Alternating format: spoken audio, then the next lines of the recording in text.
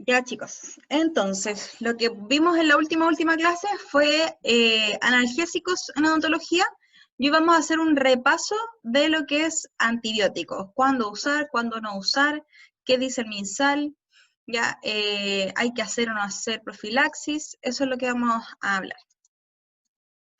Objetivo de la clase: conocer la clasificación de los antibióticos, reconocer las características de los antibióticos de mayor uso en odontología y, lo más importante, aplicar los conocimientos, porque muchas de estas cosas ya ustedes las han escuchado en farmacología, las han escuchado en otras clases, en pediatría puede que también les hayan hablado harto de fármaco, ¿ya? Pero ahora lo que queremos llegar a esta clase es aplicar estos conocimientos en la elección de antibióticos en los casos de urgencias. Entonces, hay una diferencia entre la inteligencia y la sabiduría. La inteligencia es saber cosas, ¿ya? Tiene que ver mucho con el conocimiento, es saber cosas. Y la sabiduría es reconocer cuándo yo voy a utilizar esta inteligencia, este conocimiento, ¿ya? Lo mismo pasa con los antibióticos. Los antibióticos tenemos que nosotros saber que son venenos, ¿ya? Los antibióticos no discriminan si matan bacterias buenas o bacterias malas, ¿cierto? Bacterias que le están haciendo bien al organismo o bacterias que le están haciendo mal al organismo. Entonces nosotros tenemos que entender que los antibióticos son venenos que a dosis ajustada, ¿cierto? En cuanto a la posología, en cuanto al tiempo de administración, van a provocar un efecto positivo o incluso aún en esa dosis pudiese dar un efecto negativo. Entonces ahí va la sabiduría. Cuando yo le voy a dar a un paciente esta antibioterapia, cuál va a ser la cantidad, el fármaco que vamos a elegir, ¿cierto? Entonces nosotros tenemos que administrar estos antibióticos con sabiduría, no con inteligencia. El inteligente es el que se sabe las cosas así de memoria, ¿ya? Ese es el inteligente. Y yo los invito a que seamos sabios a la hora de prescribir. Entonces, como les decía, considerar el antibiótico como un veneno. Si puedo no darlo, si la circunstancia es para no darlo, no se da. No es como muchas veces hay pacientes que yo les digo a ustedes que toman amoxicilina, por ejemplo, cuando les duele la cabeza, cuando van a jugar un partido de fútbol y les duelen los músculos, por si acaso, ¿cierto? Entonces, esa cuestión hay que considerarlo como un veneno. Se ocupa cuando hay otra cosa más venenosa que, que el mismo antibiótico en nosotros, como una infección, ¿cierto? Ahí vamos a utilizar el antibiótico. Si no, hay que tratar la causa de esto, hay que tratar la causa de ese dolor, hay que tratar la causa de esa inflamación. Y la mayoría de las patologías que nosotros tenemos, que vamos a ver en odontología, son patologías inflamatorias y reactivas a esa inflamación, más que infecciosas. Pero las infecciosas suelen ser agudas, suelen ser de que uno tiene que tomar la determinación de inmediato, entrar a tratamiento antibiótico y tratamiento biológico o de urgencia rápido, ¿ya? Porque tienden a ser infecciones muy agudas. ¿Cómo está ahí? ¿Se escucha bien? Sí, se escucha bien. Ya. Le pido a la Feña que si Sí. se llega a caer esto, me llame y yo voy a cachar al tiro que seguí hablando sola, ¿ya? Ya. Ya. Entonces, definición de la RAE para antibióticos: dicho de una sustancia química capaz de paralizar el desarrollo de ciertos organismos patógenos por su acción bacteriostática. Entonces, la acción bacteriostática es la de paralizar el desarrollo, ¿ya? Y la bactericida es la de producir la muerte de estos microorganismos, ¿ya? Y pueden ser fabricadas por un ser vivo o por síntesis. Fabricadas por síntesis. Disculpen. Clasificación de antibióticos. Cuando uno habla de clasificaciones, tiene que entender que hoy día hay tantos estudios, tantas universidades, que todos los días pudiese salir una clasificación nueva de algo. Yo lo clasifiqué según los colores de las pastillas que se fabrican. No, yo lo clasifiqué de acuerdo a cuándo se crearon. Yo no lo clasifiqué de acuerdo a su efecto adverso. Entonces, hay muchas clasificaciones, ¿ya? Entonces, dentro de las más conocidas está por su estructura química, por su mecanismo de acción, por el tipo de microorganismos contra los que actúan, por su espectro de actividad, por el tipo de acción y por su origen. ¿Ya? ¿Qué me importa a mí que reconozcamos en esta clase que vamos a hablar de las cosas más clínicas, ¿ya? Son los RAM de los antibióticos, ¿ya? Dentro de ellos tenemos la toxicidad, la hipersensibilidad, y ojo aquí que podemos obtener de estos antibióticos la resistencia. Podemos administrarle a un paciente una antibioterapia que realmente sea nula en ese paciente, porque el paciente es resistente ya a ese antibiótico, ¿ya?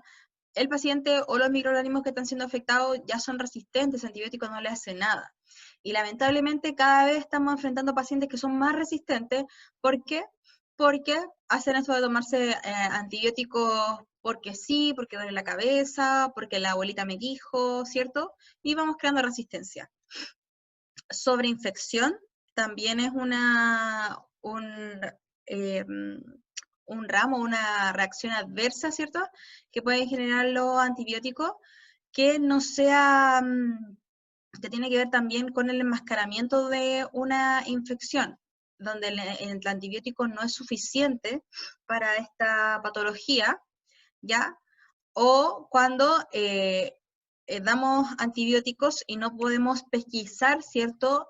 Una zona donde esté habiendo una infección porque lo estoy manejando con antibióticos. Entonces, como el antibiótico me está manteniendo esa infección controlada, por así decirlo, yo jamás voy a poder verla, voy a poder visualizarla, voy a poder ver dónde se está provocando, ¿ya? ¿Por qué? Porque estoy manteniendo como a raya, pero no la estoy eliminando, ¿ya? Y ahí podríamos estar enmascarando una infección. Y también en las deficiencias nutricionales tenemos que tener cuidado también con las reacciones de los antibióticos. Entonces, dentro de la resistencia al antibiótico está la resistencia natural y la resistencia adquirida, ¿ya? En la resistencia natural, estos microorganismos siempre han sido resistentes a tal antibiótico, ¿ya? Por lo tanto, no supone un problema clínico porque en general nosotros ya lo conocemos, ya está estudiado. El que sí supone un problema clínico importante es la resistencia adquirida, que es cuando anteriormente ese microorganismo sí era sensible al antibiótico, pero luego se hizo resistente. ¿Cómo prevenir que se genere resistencia? No usar antibióticos de manera indiscriminada, o inadecuada, ni prolongar indebidamente su administración. Por si acaso voy a dejar al paciente con antibioterapia, ¿cierto? Por si acaso lo voy a dejar con 7 días más, ya idealmente que no se genere esa acción. Ahora, si ustedes me preguntan si eso se hace, en muy pequeñas ocasiones ustedes pudiesen hacerlo cuando no tenemos certeza de que haya remitido completamente la infección, ¿ya? Tenemos que pensar que esto es una parte clínica y hay cosas que pueden ser subclínicas. Entonces, que esté la infección ahí, pero todavía no se manifieste. Entonces ahí uno puede decir, ya, voy a tener que prolongar esta antibioterapia. Pero tiene una finalidad, no es como darla por darla, ¿ya? Y no en todos los casos, muy poquitas veces. Elegir el antibiótico de acción rápida y selectiva de espectro reducido. Y yo le puse acá, le destaqué que cada vez que sea posible. ¿Por qué? Porque para que a nosotros pudiésemos dar un antibiótico de espectro reducido, tenemos que saber qué bicho es el que vamos a atacar. El problema es, lo vamos a ver más adelante, que para hacer eso nosotros tendríamos que hacer un cultivo para saber qué bicho es el que está actuando en ese momento. Y eso lleva tiempo. Entonces es muy difícil que nosotros logremos determinar qué bacteria es la que está actuando en esta infección, y por lo tanto en odontología, para que ustedes lo tengan como bien claro, la mayoría de los antibióticos o las antibioterapias que nosotros hacemos son de amplio espectro, ¿ya? Así que esto es el ideal. Yo les cuento que en odontología generalmente usamos antibioterapia de amplio espectro, ¿ya? Optar por una combinación de antibióticos cada vez que se deba indicar un tratamiento prolongado, pero esto generalmente se hace en tuberculosis o endocarditis o terapias muy largas, ya donde hay que dar antibióticos, que generalmente los odontólogos no vamos a tener, a no ser que tengamos un paciente inmunosuprimido bajo, que estemos tratando una infección, pero en un nivel intrahospitalario, ¿ya? Infecciones por microorganismos que son reconocidos por generar resistencia deben ser tratados intensamente. Entonces, ¿cómo vamos a elegir el antibiótico? Primero tenemos que evaluar si este paciente necesita antibiótico. ¿Y cómo lo vamos a determinar? Uno, estamos frente a una infección tratable. Y 2, es probable que no se resuelva por sí sola o con la aparición de medidas locales como antisépticos, drenaje, eliminación de agente causal. En odontología, la mayoría de las patologías con el 2 pudiésemos eliminar el uso de antibióticos. ¿Por qué? Porque en general nosotros podemos tratar la causa de esta infección, ¿ya? Entonces debemos elegir el agente más adecuado, pero basado en 3 personajes. 1, el paciente; 2, el microorganismo; y 3, el antibiótico. Factores del paciente que van a ser importantes. La edad del paciente, tener en consideración que un antibiótico para un niño, un lactante, un recién nacido puede ser fatal, ¿ya? Por lo tanto, hay que medir las dosis que nosotros vamos a dar. Siempre en pediatría tenemos que calcular por kilogramos cuánto antibiótico podemos darle al paciente, ¿cierto? Y en los pacientes adultos mayores tenemos que tener consideraciones con estas 2 cositas que son la función hepática y renal. Recordar que la mayoría de los fármacos se va a metabolizar en el hígado y se va a excretar vía renal. Otra cosa que debemos considerar bastante son las alergias. Hay muchos pacientes que son alérgicos a las penicilinas, ¿cierto? O a los betalactámicos. Entonces es importante que nosotros le preguntemos al paciente, ¿usted es alérgico a algo? Decir, no, porque lo primero que se imagina es que si soy alérgico al chocolate, al polvo, ¿cierto? Pero ustedes pregúntenle directamente, ¿es alérgico a algún medicamento? Ah, sí, ¿sabe qué? Soy alérgico a las penicilinas, ¿ya? Que es como el más frecuente en general. Deterioro de las defensas del paciente. Ya no es lo mismo que tratemos una infección que podemos decir, ya, yo si elimino la causa, ese paciente se va a sanar, en un paciente sano, que por ejemplo en un paciente con SIDA que está descompensado, en un paciente diabético, cierto que también está descompensado. Esos son pacientes que están inmunosuprimidos, por lo tanto, tengo que tener en consideración si ya lo hemos visto en varias clases, que hemos hablado de los pacientes con SIDA, hemos hablado de los pacientes con diabetes, ¿cierto? Que sí a esos pacientes hay que tenerle consideración de forzar,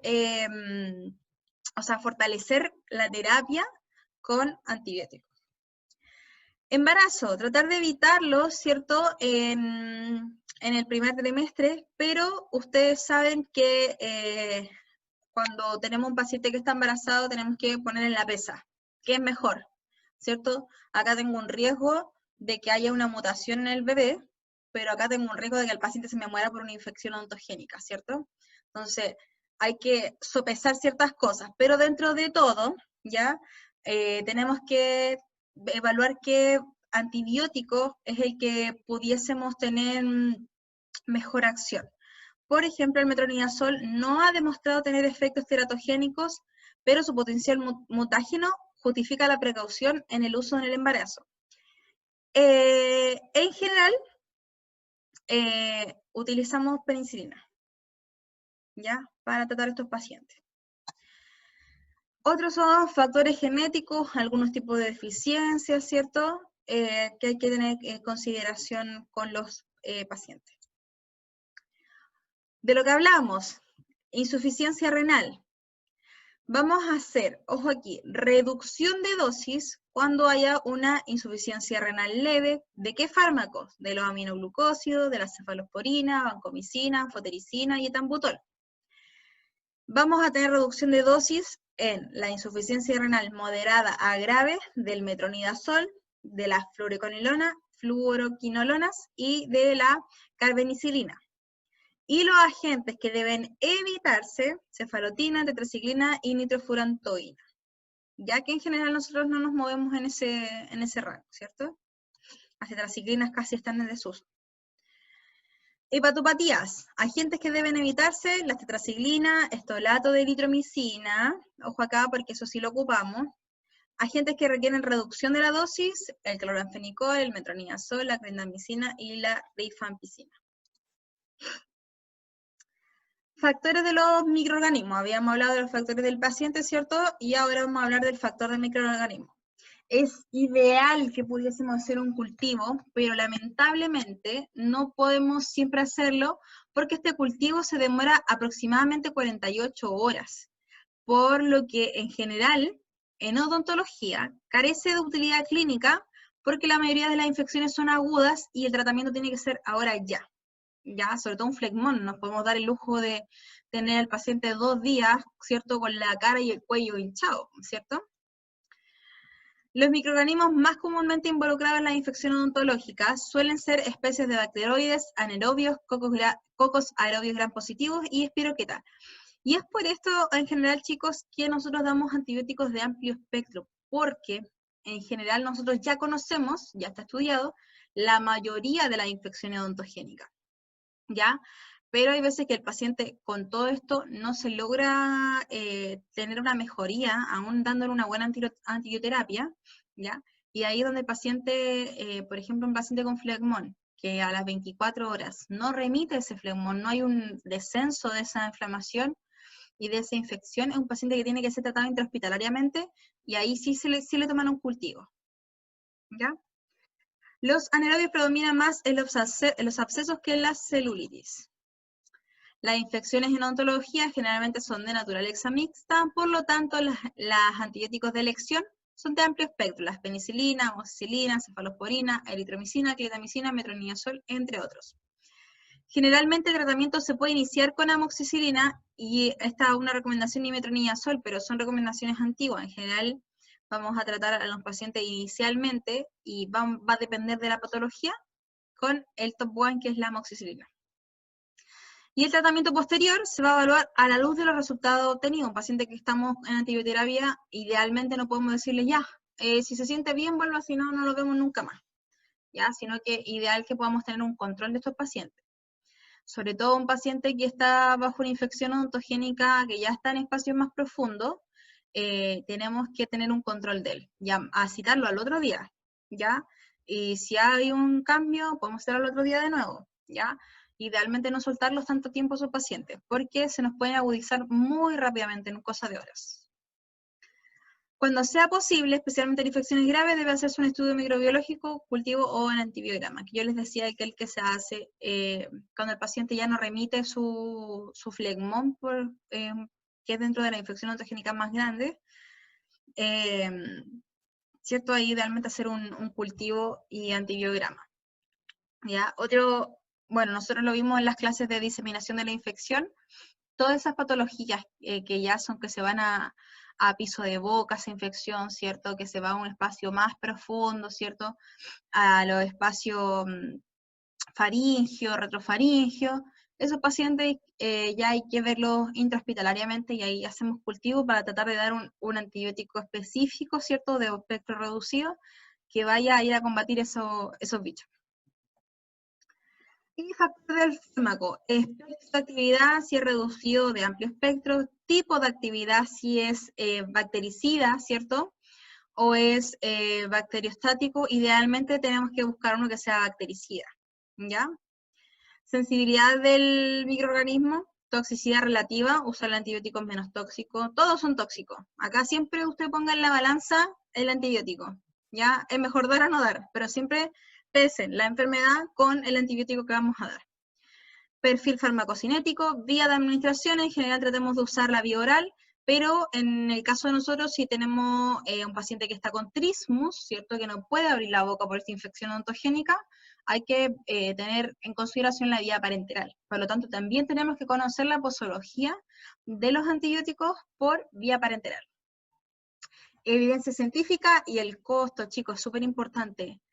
Y yo siempre les digo, a veces atendemos pacientes en la universidad que son pacientes que están buscando una atención de bajo costo, ya donde la exodoncia, por ejemplo, cuesta, en la UA cuesta 5 lucas, en la UPB creo que es gratis, ya.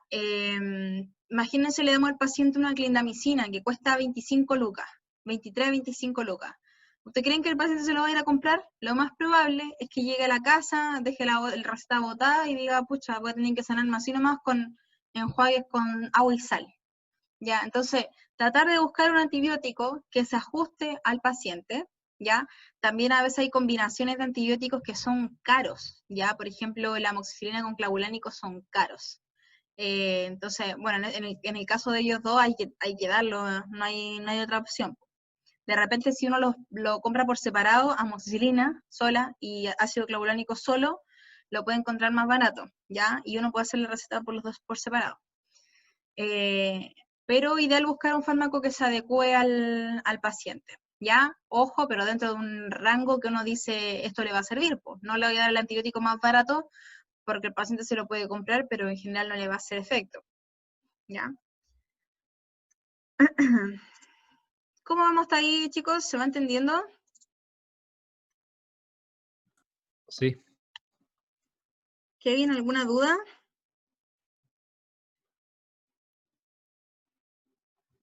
¿No? No. ¿Ya habían visto un poco de antibioterapia antes? En farmacología, me imagino.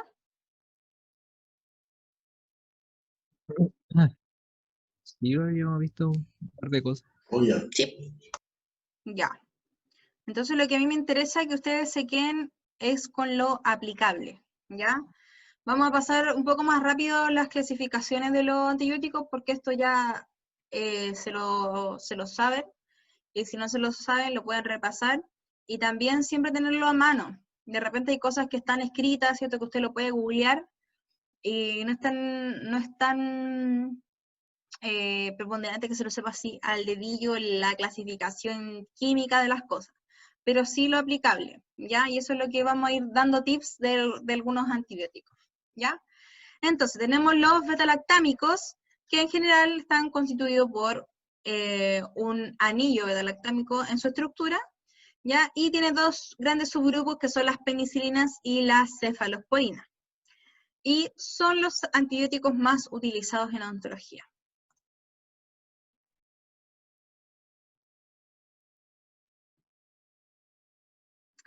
Entonces, del primero que tenemos acá es la penicilina G, ¿ya? Esta es de amplio espectro, pero, y es muy buena, muy eficaz. Lo malo es que el 10% de las personas, o sea, de la población, es alérgica o presenta reacciones adversas a la penicilina, ¿ya? Y es un gran número, 10% igual es harto, 1 de cada 10. Y supongamos que cuántas personas atendemos en un día en una consulta, ¿ya? A veces 10, a veces más de 10, ¿cierto? Por lo tanto, tenemos que tener en consideración que por probabilidad uno de ellos es alérgico a la penicilina. Puede ser que justo el que le tocó hacer la exodoncia, ¿ya? Así que, ojo ahí con preguntarle al paciente, ¿ya? La penicilina G es inactiva vía oral, por lo que se tiene que dar por vía parenteral, ¿ya? Y se da en UI, unidades internacionales. Entonces, en este caso, este vial de penicilina G vienen 5 millones de unidades internacionales. Hay otra variedad de penicilina que es la penicilina B, y esta sí se puede dar vía oral, pero no es muy confiable en infecciones graves. Entonces, si tenemos una pastilla que es vía oral, ya, que no es tan confiable, no me voy a quedar con ella, ¿cierto? Entonces, en odontología no se usa, ¿ya? Estoy hablando en general. Puede haber un colega que sí le guste porque lo ha probado, porque viene de otro país y allá sí se ocupa harto, ya, pero en general, dando el tip, no se ocupa mucho en odontología. También tenemos la flucoxacilina, ¿ya? Que sí se puede utilizar vía oral, es un derivado de la penicilina, y es resistente a las beta-lactamasas. Otro que tenemos también de esta familia son a la ampicilina, pero muchos de ellos, a pesar de que hubo un tiempo que era bien usada, han creado resistencia, por lo tanto tampoco es una buena opción, igual que la flucoxacilina. Entonces aquí viene la amoxicilina, ¿ya? La amoxicilina es el top one en odontología, el que más se utiliza, ya es de amplio espectro de elección cuando queremos hacer profilaxis antibiótica, ya sí no es resistente a las beta-lactamasas. Y luego tenemos la cefalosporina, como tip, no hay indicación de cefalosporinas en odontología, a no ser que sea una alternativa a la penicilina y a la amoxicilina. Pero si que tenemos esa, ¿para qué buscar la alternativa? Pues, ¿cierto?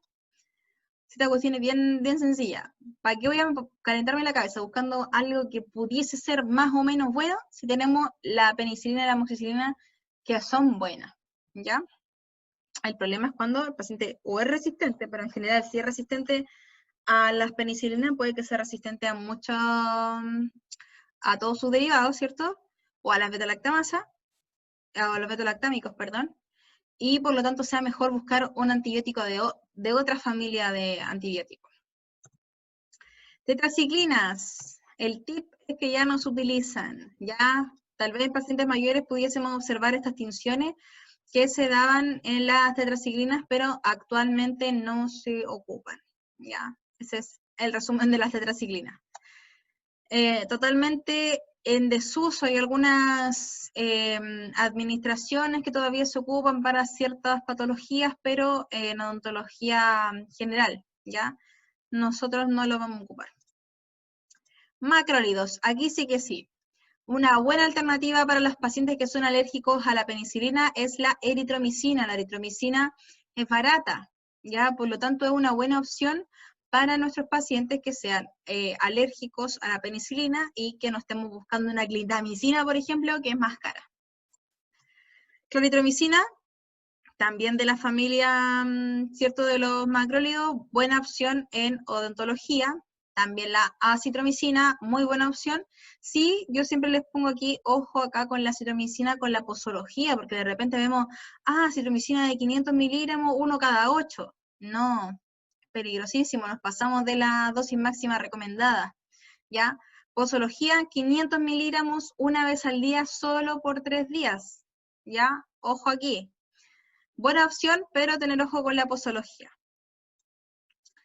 Y otro antibiótico de harto uso también es la clindamicina. En Chile se vende como Dalacin C, ¿ya?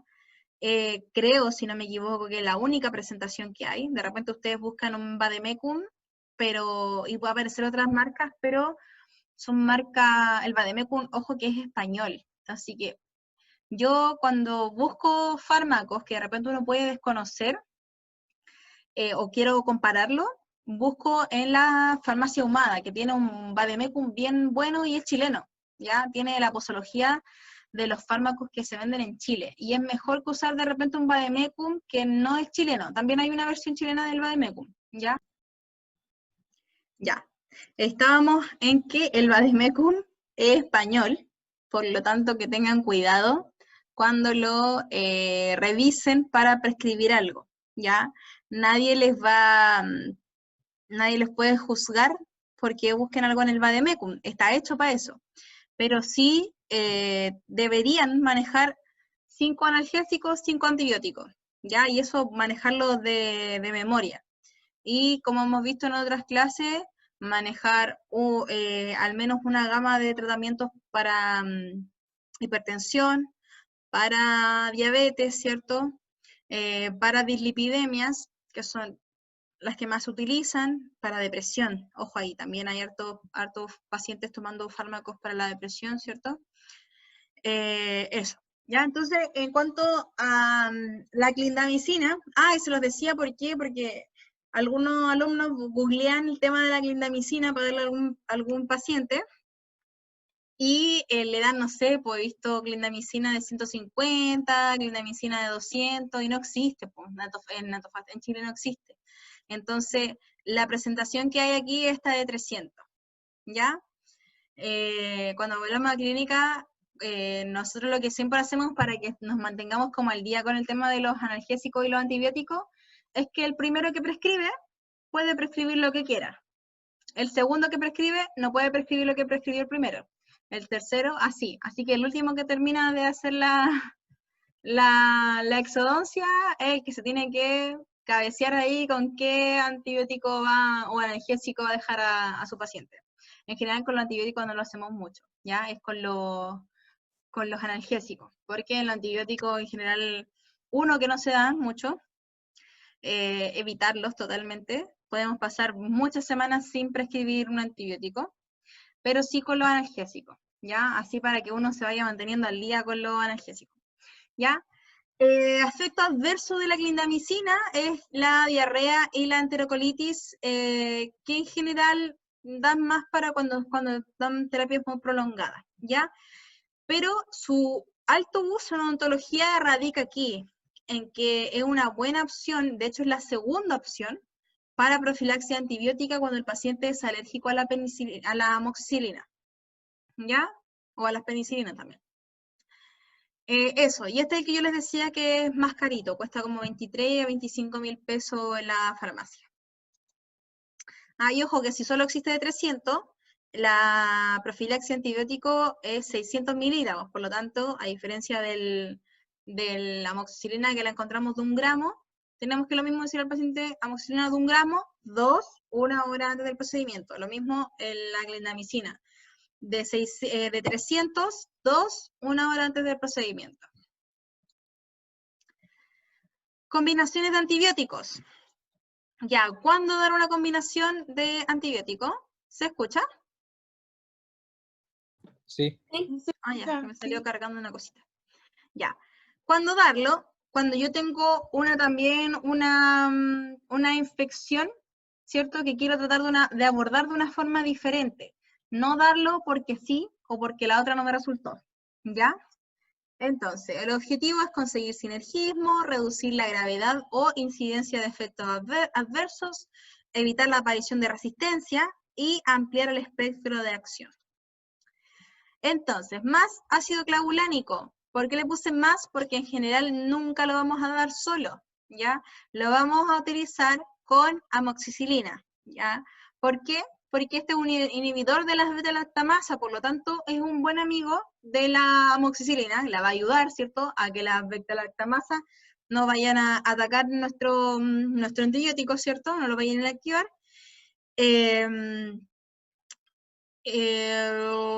Para evitar el tema de la resistencia de los antibióticos beta-lactámicos, ya por sí solo, escasa actividad, pero ejerce una potente acción inhibitoria sobre las beta-lactamasas y mejora su espectro al combinarse con un antibiótico beta-lactámico. Por lo tanto, es el mejor amigo de la amoxicilina, ¿ya? Entonces, si vamos a dar amoxicilina, necesitamos ampliar nuestro espectro de acción, amoxicilina con ácido clavulánico. ¿Cómo lo vamos a prescribir?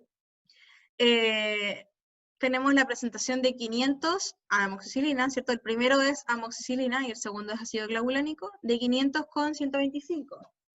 Chicos, si vamos a tratar una infección, ya, a pesar de que exista esta prescripción de 500, amoxicilina de 500, no le hace ni cariño a la infección, ¿ya?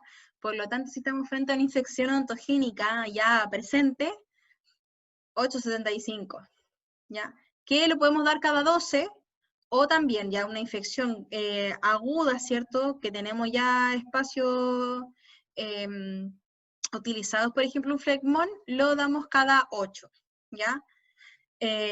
Duele la guatita, la amoxicilina con ácido clavulánico. En lo personal, no me gustan mucho los recubridores de la mucosa gástrica, por lo tanto, yo lo prescribo dándole la indicación al paciente de que se lo tome con un probiótico, ¿ya? Se toma un chamito y se toma después la amoxicilina con clavulánico, ¿ya? Un yogur, ¿cierto? También puede ayudar. El probiótico tiene mejor, sí, acción, ¿ya? Ojo ahí, porque duele la guatita con esto. Sulbactam viene a ser como el ácido clavulánico, pero de la ampicilina, cuando queremos darlo por vía parenteral, ¿ya? También viene a aumentar la acción del beta-lactámico. Y la otra opción que tenemos es la amoxicilina con metronidazol, ¿ya? Con esta acción se busca tener un espectro de acción en anaerobios, que es el metronidazol, y en aerobios como la amoxicilina. El metronidazol se ocupa más en patologías periodontales, ya más que en odontogénicas. Hasta ahí, chicos, ¿alguna duda?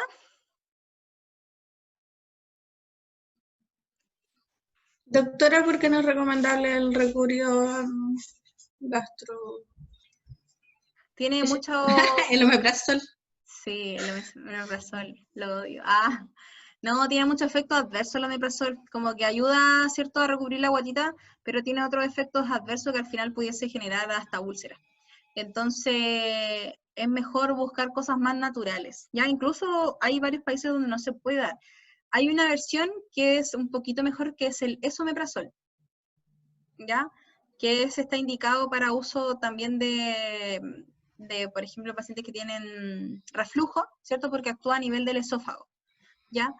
Pero en general, muy buena pregunta, estimada Cristi, así que le corresponde presentar un paper. Ah, no, vamos a buscar un paper sobre los efectos adversos del omeprazol. Hubo harto tiempo que fue bien bullado el tema de la administración del omeprazol. Muchos doctores ya no los dan, ¿cierto? Por esta misma condición, pero hay pacientes que toman muchos fármacos y por lo Hay mucha tanto... automedicación del omeprazol. Muchísimo, muchísimo. Entonces, pasa lo mismo que con los antibióticos, genera muchos efectos adversos. Entonces, lamentablemente hay pacientes que, y quiero decirlo de una forma bonita, de repente, pacientes que se atienden en el sistema público, que van al consultorio y van al hospital, y de repente no hay un cruce de información, ¿ya? Y el paciente se toma 10 remedios para la hipertensión acá, y otros 10 remedios para la hipertensión acá, y lamentablemente ninguno le hace efecto, se inactivan entre ellos, el paciente le duele tanto la guata tomando pastillas que no se lo toma, o termina manteniendo la presión bien, pero haciéndose súper mal a la guatita. Entonces, ¿qué pasa? Que al final el paciente termina con tanto daño gástrico que la solución, ya, tómese un esomeprazol, un omeprazol, perdón. Ojo, lo estoy diciendo con esto que ha grabado, po. Ya. La idea es que no estoy hablando mal ni de los doctores ni del sistema público, ya. Pero sí, ojo, porque de repente hay abuelitos que no cachan una, po. Entonces le dan remedio acá, le dan remedio allá. Más encima la vecina también le recomendó el otro remedio. En la tele sale que se tiene que tomar una aspirina, una cardioaspirina todos los días. Entonces, pucha, el paciente está medicado hasta por la oreja. Entonces, obviamente va a generar patología gástrica. Entonces, ahí solución, claro, el omeprazol, ¿ya? Pero ojo Lo ahí, toman como nosotros... antiácido. Claro, claro, exactamente. Se fueron a un carrete, el omeprazol, también. O pacientes que son alcohólicos también. Ojo con la palabra alcohólico, el alcohólico es el que toma... Si toma solo, está considerado alcohólico. Si toma solo en la casa, está considerado alcohólico. Si toma más de una vez a la semana, está considerado alcohólico. Así que, ojo ahí. Entonces, por eso es que hay que tener ojo con el omeprazol. No es la receta mágica para que un remedio no te caiga mal a la guatita, ¿ya? De repente recubrir con un probiótico, incluso ya si quieres tomártelo en pastilla, hay probióticos en cápsulas, ¿ya? En general, yo lo doy eso como un chamito, porque el paciente igual le ayuda incluso en el tema placebo, ¿ya? A decir, ya estoy recurriendo a la guatita. Y he tenido muy buenos resultados de mis pacientes, no he hecho ni un estudio en realidad de esto, pero a todos los que le doy amoxicilina clavulánico, les digo que tienen que tomarlo con un chamito. Incluso los que toman amoxicilina de 1 gramo o en alguna infección, que se lo tomen o un yogur o algo que les recubra antes. Incluso si quieren, almuerzan, no tomen desayuno y se lo toman. Nunca con la guatita vacía. ¿Ya? Esas son recomendaciones en este momento sin base sin base científica. Ya podríamos buscar información, ¿cierto? Acerca de los efectos adversos reales que tiene el omeprazol. ¿Ya? Ahí la Cristi me va a ayudar, ¿cierto, Cristi? Ella lo preguntó. ¿Se fue la Cristi, po? No me habla No, más. estoy aquí, dije que sí. Ya. Se fue porque le dijeron borracha. Sí, Claro, soy transparente cuando Cristi, dije soy que borracha. si toma solo en la casa es considerado bebedor social, el bebedor que toma una vez cada 2 semanas, cada 3 semanas, el bebedor que toma toda la semana, incluso dentro de la semana, es considerado alcohólico. Ya. Muy vamos a- sociable. Muy sociable, claro. Van a tener que crear esa clasificación, más encima ahora en pandemia. Ya. Profilaxia antibiótica. El antibiótico tiene que utilizarse entonces para evitar y también para suprimir infecciones, ¿cierto? Y se utiliza antes de que la infección se vuelva clínicamente manifiesta. Es dirigida contra todos los microorganismos que posiblemente pudiesen presentarse y se justifican dos casos para nosotros: prevención de la infección local de la herida y para infecciones distantes, como por ejemplo una endocarditis. Prevención de la infección local, ¿en quién? En pacientes que están inmunosuprimidos, ¿cierto? Es probable que se nos pueda infectar una herida, ¿ya? Y nosotros para hacer una exodoncia hacemos una herida, ¿ya? No es receta de cocina, por lo tanto hay que evaluar el caso a caso. Probablemente el procedimiento odontológico en pacientes descompensados sea diferido hasta tratar el problema sistémico. Si yo tengo un paciente que está descompensado y viene por una, no urgencia, viene por una atención general, ¿cierto? Yo a ese paciente tengo que mandarlo a compensar, mandarlo a que se mejore, ¿ya? No administrarle fármacos para sacarle un diente para que después llegue a la casa y siga mal, ¿ya? Ojo ahí. Pero si es una urgencia, tengo que atender la urgencia. Entonces, siempre hago esta distinción entre que estos pacientes que ustedes están viendo en pantalla, los dos son diabéticos, ¿ya? Esta chica que está acá es una paciente diabética tipo 1, nació con diabetes, ¿ya?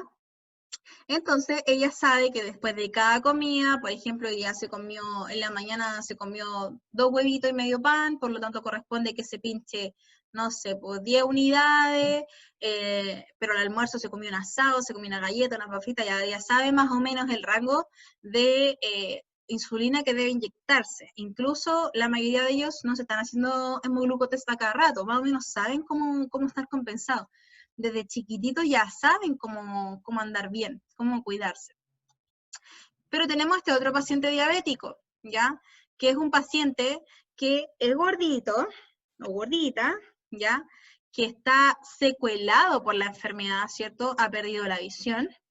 Pudiese estar secuelado también en alguna de sus extremidades, que ha perdido un dedito, incluso que ha perdido el pie, ¿cierto? ¿Ya?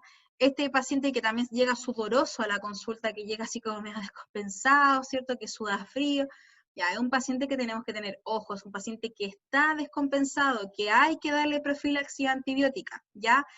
Ambos son diabéticos, pero a ella yo no le voy a dar profilaxia antibiótica porque lo más normal, o lo más probable es que ya esté bien, que esté compensada, ¿ya? Pero este pacientito no, pues este pacientito no está compensado, ¿ya? Está secuelado incluso por la enfermedad. Y a él sí le vamos a dar profilaxia antibiótica. Y la otra instancia en odontología por la que vamos a dar profilaxia antibiótica es para la prevención de una infección distante. Entonces, todas las patologías, o sea, todos los tratamientos, perdón, que vayan a ser invasivas, ¿ya? Y ojo, un destartraje subgingival también es una acción invasiva, ¿ya? Inyecciones, ¿cierto? Todas esas cosas que nosotros tengamos que ingresar, ¿cierto? Algún tejido de la boca se considera invasivo.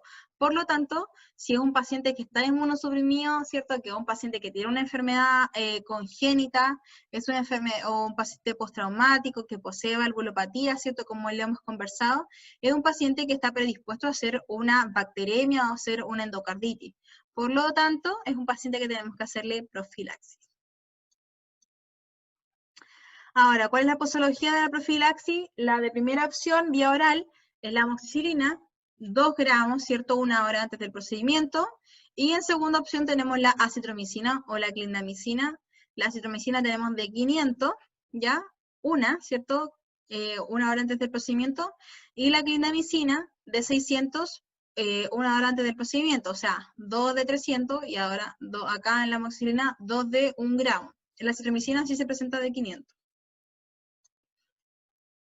Parenterales, la amoxicilina tenemos 2 gramos intravenosa o intramuscular, cefazolina 1 gramo intravenosa y clindamicina 600 miligramos intravenosa.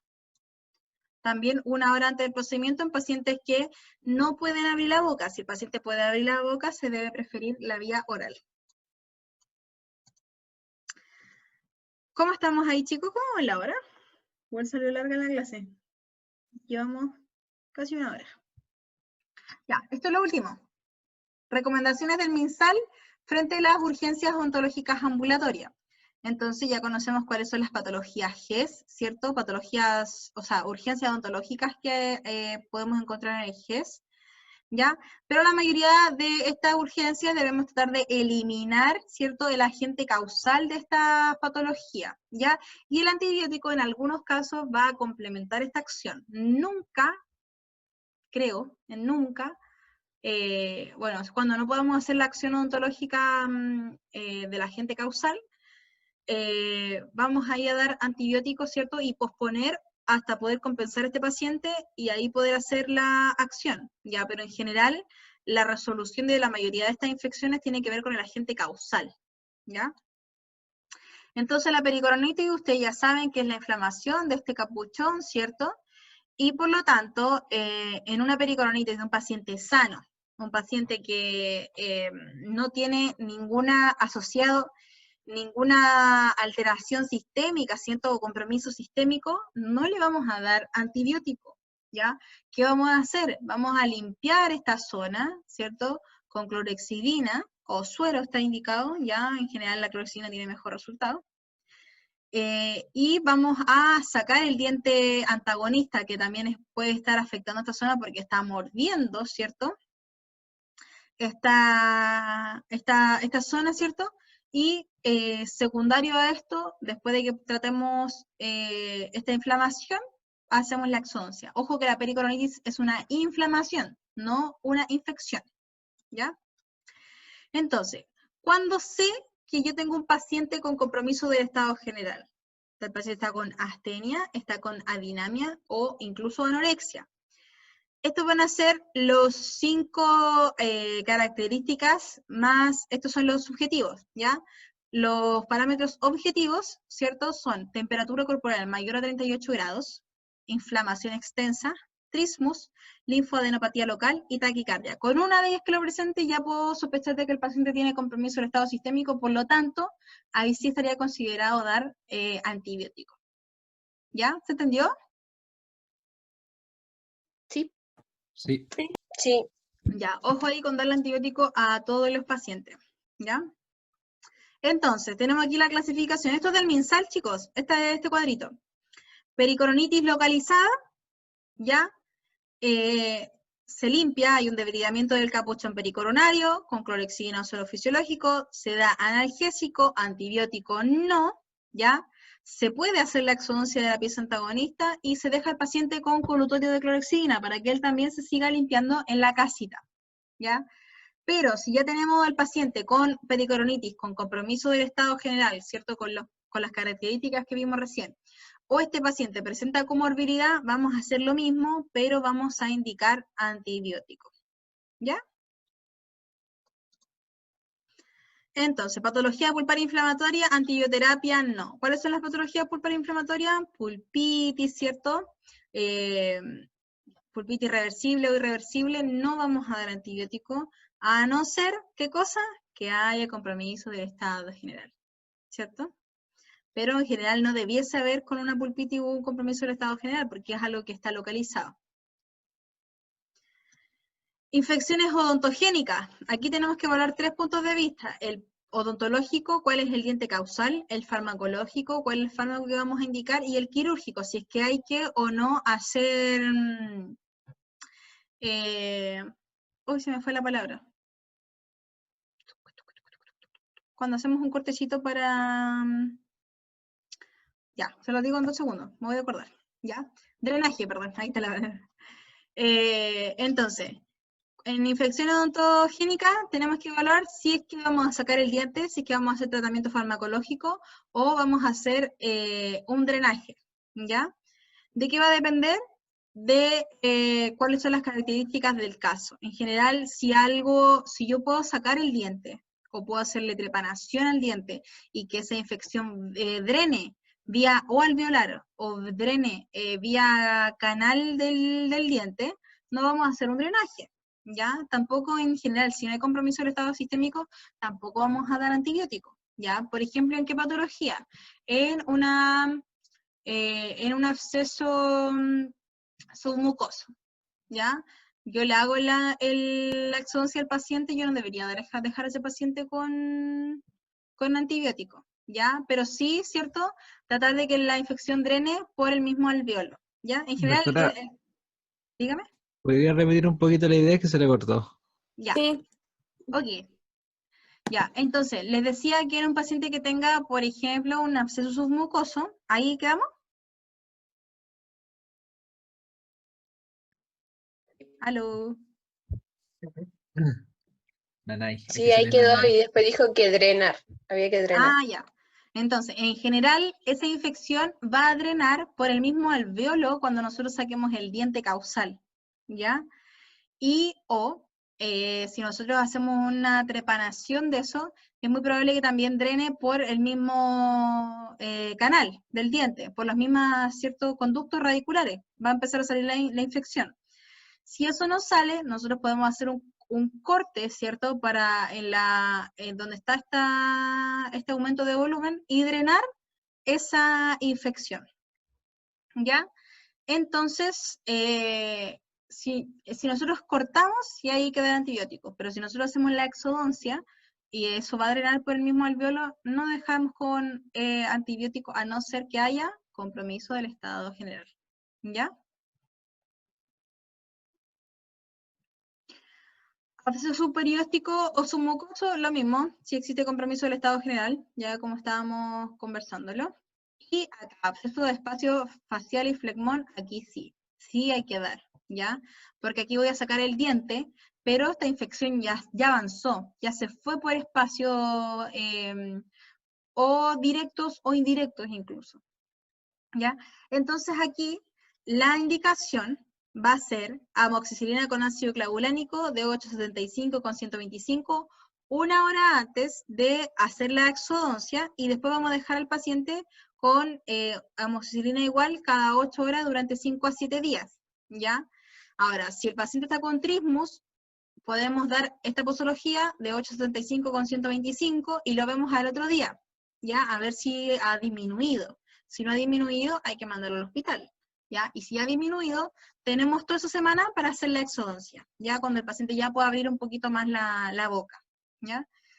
Si el paciente no puede abrir la boca, vamos a dar penicilina G, ¿cierto? 4 millones cada 6 horas, más metronidazol de 500 cada 8 horas. ¿Se entiende ahí?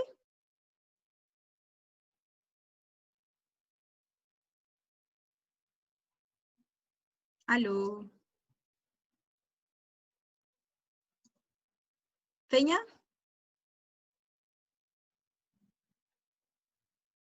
Le cortó todo. Se me cortó todo. ¿Desde dónde? No, pero dijo lo que está ahí en el punto de terapia Sí. antibiótica. Eso dijo, Ah, de eso fue lo 4 último. millones. Como que se le cortó ahí, pero eso estaba hablando. Se cortó, Ah, ya. pero sí se entendió. Sí. Claro, que si no se puede, el paciente no puede abrir la boca, se da tratamiento parenteral, penicilina G, de 4 millones, cada 6 horas, ¿ya? Y metronidazol cada 8 horas. Y en caso de alergia, ahí podemos usar la clindamicina. Eso era la alternativa. ¿Sí? Sí. Sí, doctora. Ya, Sí. súper. Estamos terminando ya. Y en caso de que pacientes presenten alteraciones sistémicas, se usa el metronidazol de 500 cada 8 horas por 10 días en el caso de GUN, que es gingivitis úlcero necrosante. Creo que ya ni siquiera existe esa clasificación, pero esto es lo que sale en el MinSal, ¿ya? Porque la Sociedad de Periodoncia ahora hizo una nueva clasificación, ¿cierto?, de todas las patologías periodontales. Complicaciones post-exodoncia, antibióticos no, a no ser que exista compromiso sistémico. ¿Cuáles son las complicaciones post-exodoncia más frecuentes?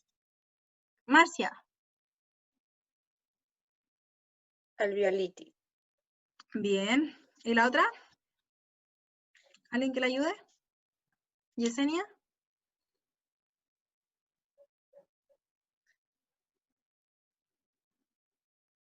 No sé, los tipos de alveolitis seca, húmeda, no No, pero sé aparte de cuál la más. alveolitis.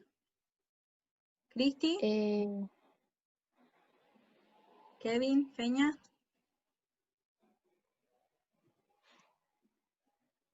Hemorragia.